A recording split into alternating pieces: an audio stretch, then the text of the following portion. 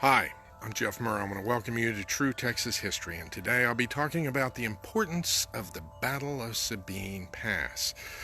Um, now, my first experiences with Sabine Pass, they told me in school, they mentioned it, they didn't go into a lot of detail, and unfortunately, that's where a lot of the fascinating aspects of the battle lie. I wish I would have been on the air on September the 8th because the battle took place September the 8th, 1863. Now, to go ahead and set the stage for what happened, um, what you're dealing with is down there around Sabine Pass. You had a wooden fort. It's hard to even call it a fort. It's almost like, just some wooden embankments that the men had some cannons behind. And there had already been some fighting in that area on the Sabine River earlier in the war. And so, some historians will refer to the Battle of Sabine Pass as the Second Battle of Sabine Pass, but that's because the first one usually gets ignored because not a whole lot happened in that battle. But the Davis Guards were there, and it's 45 men plus their leader, Dick Dowling. And these men, I don't know if they had gotten bored at times or whatever, but they would take their practice shots with their cannon into the Sabine River.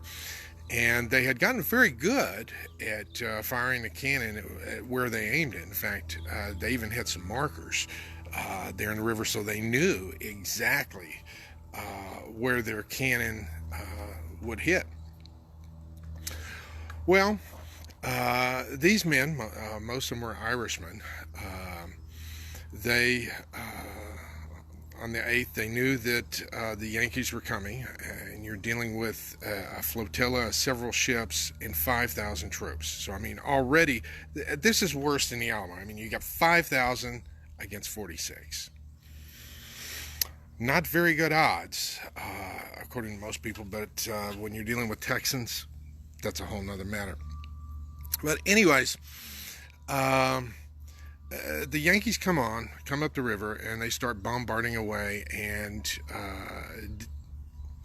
Dick Dowling and his men don't return fire initially. Because they know it's not going to do any good to fire at their cannon at the Yankee invasion force when it's so far away. Now, toward mid-afternoon, when they finally sailed right into the range of the guns, they opened fire.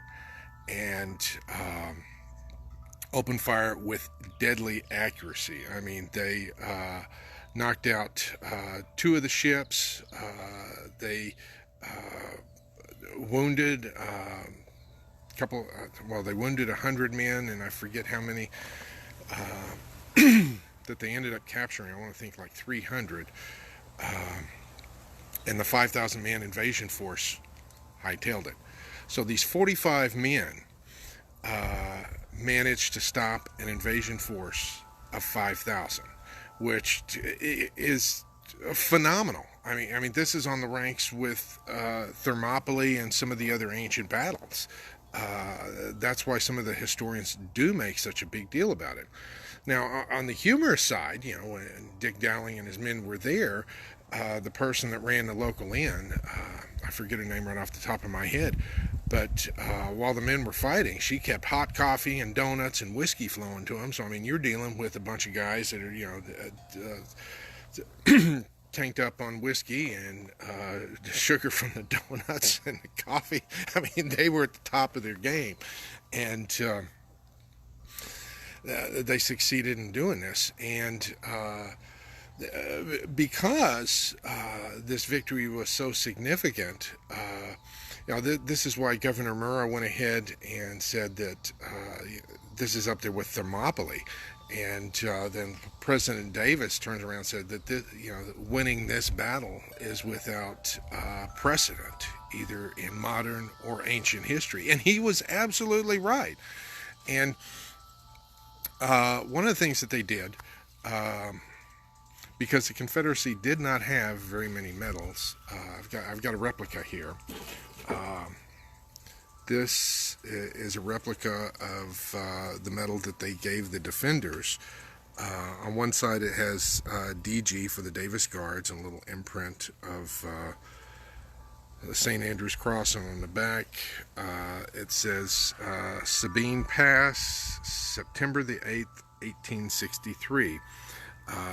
Now if you can ever find one of these things on eBay, snatch it up, because there were only a very limited number made, and the originals were essentially stamped Mexican silver dollars. So yeah, if you ever find a Davis Guard medal, those are definitely limited edition, and you want to go ahead and snag them. I'm one that, being a historian, I keep track of things like that, so I look for different kinds of medals and little trinkets, because I think they make history fascinating. But the Battle of Sabine Pass is one that, I wish they would talk about more in the schools, because how often do you see, 45 men turn back an invasion force of 5,000? It's unprecedented. Only in Texas. Only in Texas. So, until next time, this is Jeff Murrah, wishing you the best. Vaya con Dios. Talk to you later. Bye.